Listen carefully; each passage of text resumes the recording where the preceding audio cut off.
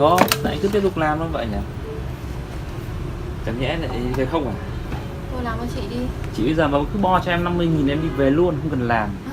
Còn thì ở lại thì sẽ kiếm lên 200. Thôi làm hộ chị đi. Bảo chị sờ đống này thà chị vứt mẹ chị gọi nó ra giả nó về còn hơn. Giả nó về hơn. Chị bảo cả chị khó mà em chịu, thợ chịu em chịu. Kỹ thuật của em chịu không được chị làm mấy đấy. Kỹ thuật chịu. Chị làm điều kỹ thuật, chị làm bảo thế chị làm gọi em để chị kỹ thuật. Dạ. Đâu, chị ca dễ thì làm lấy, ca khó thì em. Ca dễ chỉ có đổi ắc quy với cả ấy đổi động cơ thôi. Dạ. Chứ chị làm gì? Nối này nhưng mà nó nối nó lại không ấy. Nó cũng bảo với chị là nó tiếc nên nó bỏ ra nối thử xem sao nhưng mà không Nối được. nhưng mà nối cái nào là phải băng dính cái đấy vào.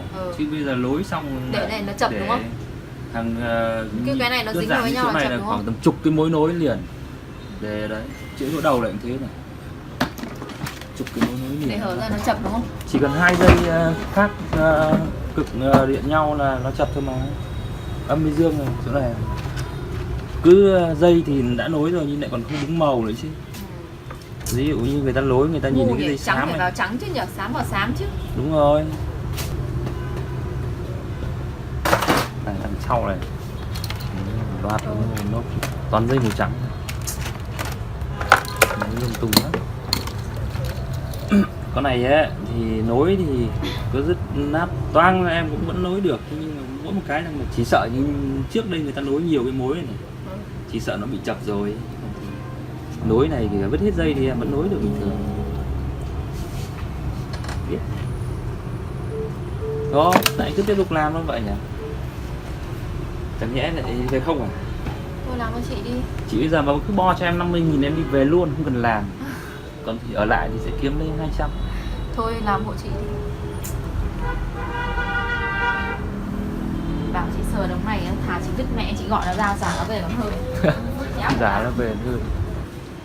Chị bảo cả chị khó mà em chịu, thợ chịu em chịu. Kỹ thuật của em chịu không được chị làm mấy đấy. Kỹ thuật chịu. Chị làm điều kỹ thuật, chị làm bảo thế chị làm gọi em để chị kỹ thuật. Dạ. Đâu, chị ca dễ thì làm lấy, ca khó thì em. Ca dễ chỉ có đổi ắc quy với cả ấy đổi động cơ thôi. Dạ. Chứ chị làm gì biết thầy cái gì với cái gì. Chồng chị đi tối ngày. Em thấy lâu lâu không thấy gọi, đến nửa năm nay. Lâu lắm thì có phải lâu lắm thì thề, lâu lắm không bảo hành thì đợt này bán xe chậm mà. Thế à? Tưởng là toàn ca dễ xử lý hết xong rồi. Chẳng mấy khi anh mang ra chị được. Ví dụ như là cái xe 908 hoặc bạn muốn chị đổi luôn cái khăn. Thì đúng rồi, bây giờ thì cái nào thay được thì thay. Tại vì chị cũng muốn nó lấy cho nhanh ý. Vâng. Cái nào dễ thì làm lấy chị. Em nói như vậy thôi chứ nói chuyện thế cho nó vui. Khó thì mới đến mình, phải kỹ thuật cao mới đến mình, chứ dễ thì ai chả làm được, đúng không? Với cả những cái thay đấy là đều chị đều lấy công ty được của họ Vâng. chị miễn phí ấy. Đấy. Với lại cả cái dễ thì nhiều khi miễn phí cho khách, mà cái khó thì phải lấy được tiền chứ. Em đến nhà chị cũng thế chứ đúng không? Phải cái khó thì mới lấy được tiền.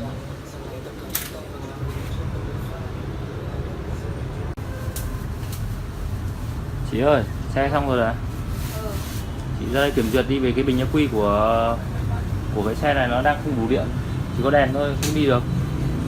Ra đây em test cho chị cái bình mới của em. Ra em test cho.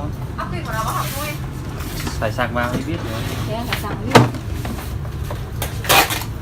Mà chị cắm sạc nó xanh mà. Chị cắm sạc nó ra cái màu gì? Cắm sạc ra màu xanh. Em chả biết được màu gì. Thì là nó hỏng ắc quy. Hả cu? Thì sạc tiếp.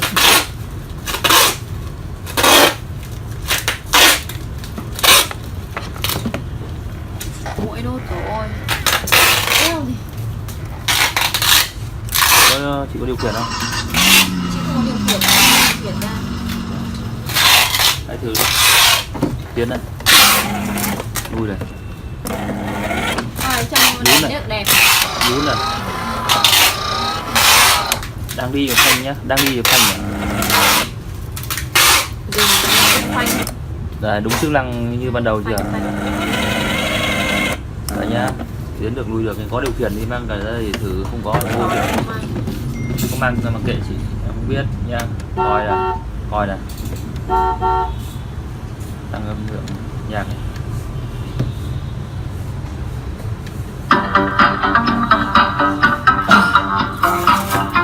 Lên đầu nhá,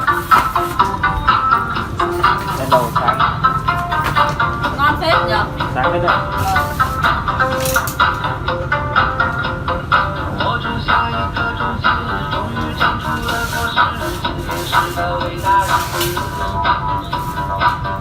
Chị có con điều khiển cũ không dùng được?